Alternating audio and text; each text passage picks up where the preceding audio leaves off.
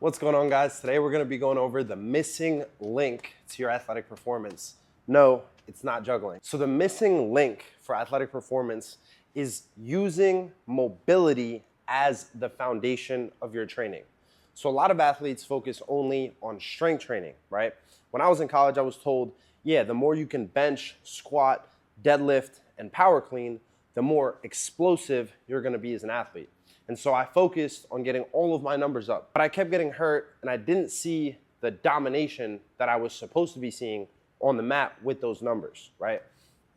So then I started to combine my strength training with my mobility work as a way of helping me not only rehab my injuries, but also reach new levels of athleticism higher than I had before I got injured, right? So for a lot of athletes, they're focusing only on strength training, but they're only focused on numbers. So for example, if I'm doing a box squat, right? Put the barbell on my back. Let's say all I'm focused on is a number on the bar, okay? So I'm box squatting. Just pretend this is 405. Boom, I got all this weight. But in reality, I'm moving through a very partial range of motion. In athletics, in sports, I'm never just gonna be moving here, right? I'm gonna need to be able to get into a deep knee bend position.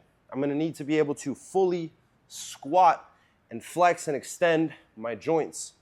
So, in order to unlock your full athletic potential, what you wanna do is combine strength training with mobility, okay?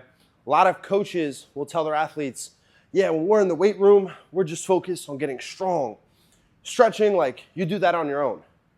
Nobody stretches on their own. I didn't stretch on my own. I don't know any athletes that do.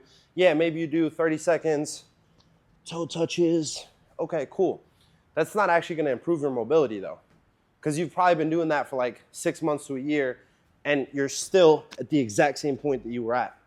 So, I'm gonna show you how to combine your mobility and your strength training so that you not only get better results, but you also don't have to spend any extra time on stretching. You can start off with an exercise like the split squat. If you're a wrestler, for example, this is a crucial exercise. Why? Because this is literally a penetration step.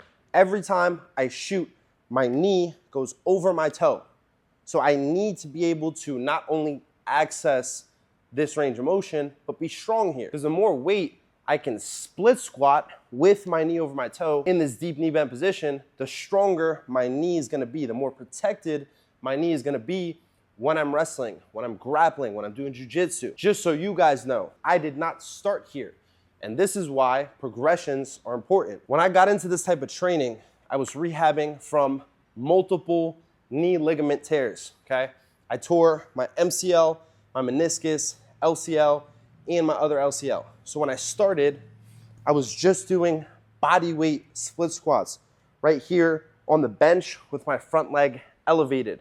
Okay, I was literally using assistance, getting this knee as far as I could over my toe, doing my best to cover the back of my calf with my hamstring, okay? Starting at this version allowed me to regain the range of motion in my knee so I could eventually progress to flat ground, which is the range that I need to access for my sport as a wrestler and as a grappler. Once you can access this range of motion that you need for your sport, you can then focus on loading and building strength here. What that's gonna do is allow you to become more mobile because you're maintaining the same range you had with body weight, but also build muscle to keep your joints protected. Another one of my top exercises for combining strength and mobility is the Cossack squat. So I started on an elevated surface to make it easier for me to access this deep knee bend on my right knee while also lengthening the groin and the adductor on the left side. So what I do is I get this deep knee bend and then I turn my toe up to get a little bit of extra stretch on that groin and that hamstring. Okay, I'm focusing on trying to stay tall. And if you have tight ankles, you might lean forward. Okay, so we're staying tall, holding this stretch, pressing back up. This literally simulates cutting the corner to defend a single leg. And if you don't have that mobility, but you're cutting the corner every time that you wrestle, you're literally just straining and pulling on your hips and your knees for no reason. So build your Cossack squat to be able to handle those positions, starting with body weight and elevation, and then lowering the height of the elevation so you get even more of a stretch. Your goal is to try to get your hips as close as possible to the ground while staying upright with the chest. And we can also load this position, again, to build strength in the joints and the surrounding tissues. Using exercises like the split squat and the Cossack squat helped me build unilateral strength in the muscles that surround my hips and my knees. The reason why this was important is because when I was only doing heavy back squats or even heavy Bulgarian split squats, but only moving through a partial range of motion, right? Only going here because I wanted to hit the hundreds, I was limiting my range of motion to what I could actually access. So now I was becoming tight.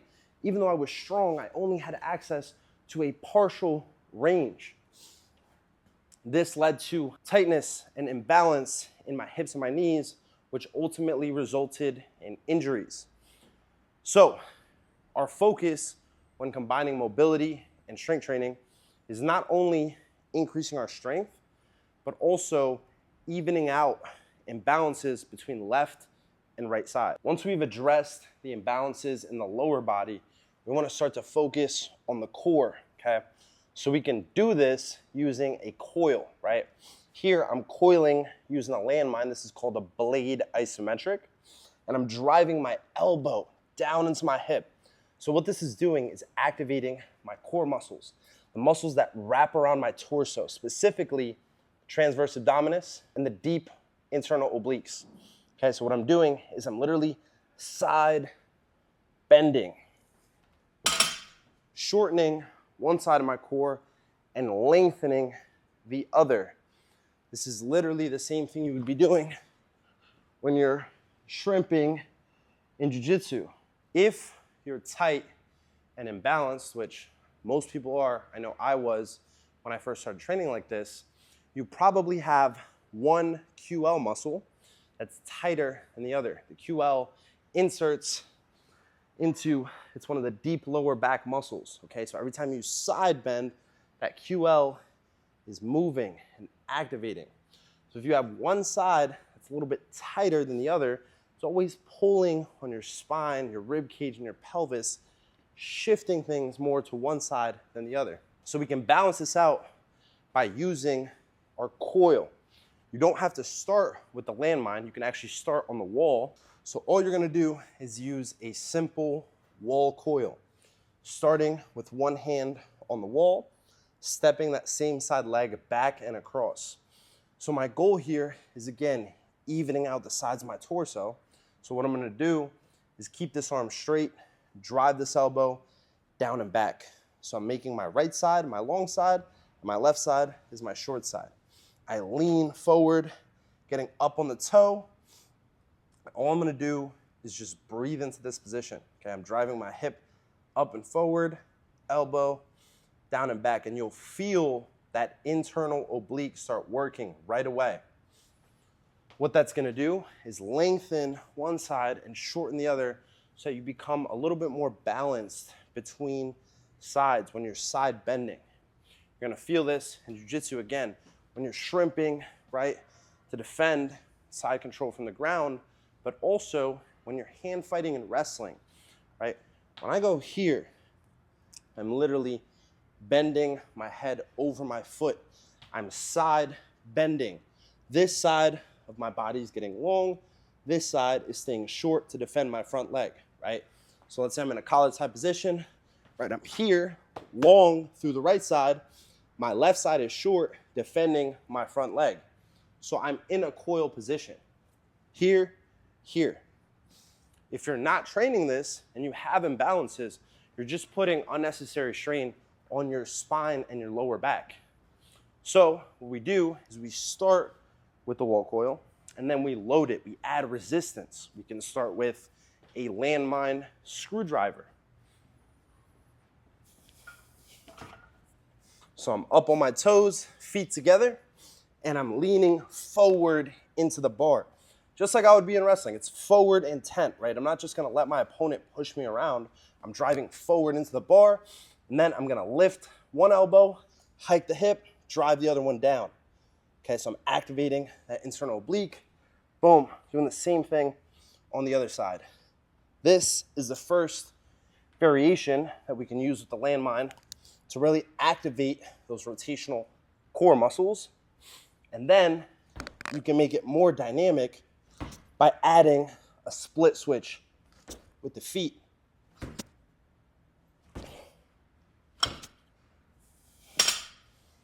So now we've not only addressed the imbalances using the wall coil, we've also measurably strengthened them, because as you see yourself add more weight to the bar here, you will feel the improvement in your core from side to side. You're not only gonna get stronger, but you're gonna become more mobile when you bend in your back. And this is something that I had to figure out the hard way. I dealt with constant recurring back spasms.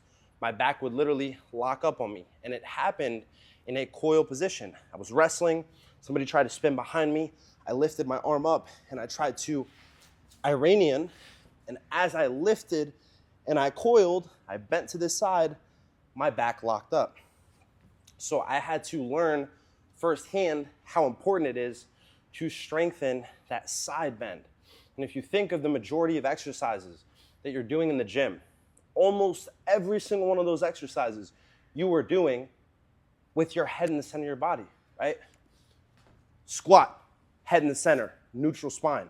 Bench, head in the center, neutral spine. Deadlift, head in the center, neutral spine.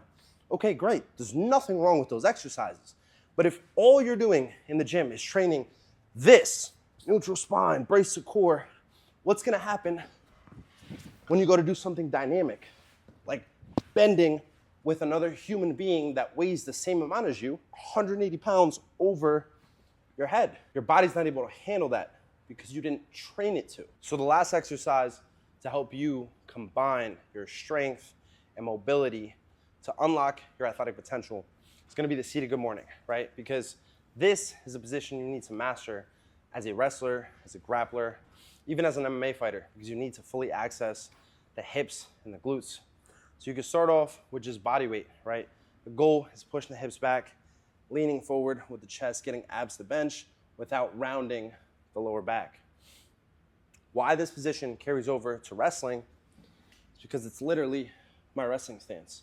Okay, I have to be able to access my hips to stay low in my wrestling stance. I see so many young wrestlers that wrestle up here because they can't access their hips. They're tight, they're locked up. So they're wrestling like this, and they're getting taken down because they get out of position. The reason they get out of position is because they're too tight to get into position. So this is how we access that, right? You can start with body weight, leaning forward, getting that belly button to touch the bench, then you slowly increase it.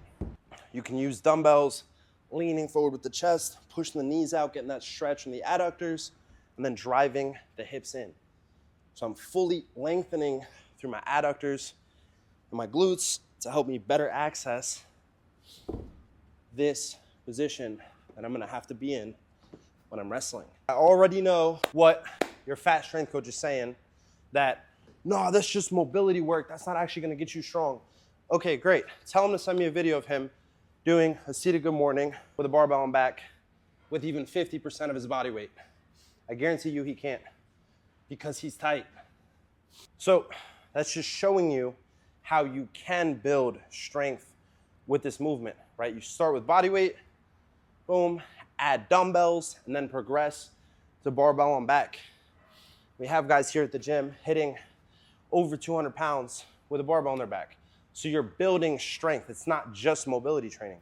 When you combine these exercises, you will see a difference in all of your sport-specific positions, regardless of what sport you play because you need to access them. The missing link, right, is combining your mobility work as the foundation of your strength training. It's not just focusing on strength and then stretching for 2 hours because that's not gonna do anything. Hope you guys enjoyed the video. Make sure you like, comment, subscribe, turn on post notifications, stay weaponized.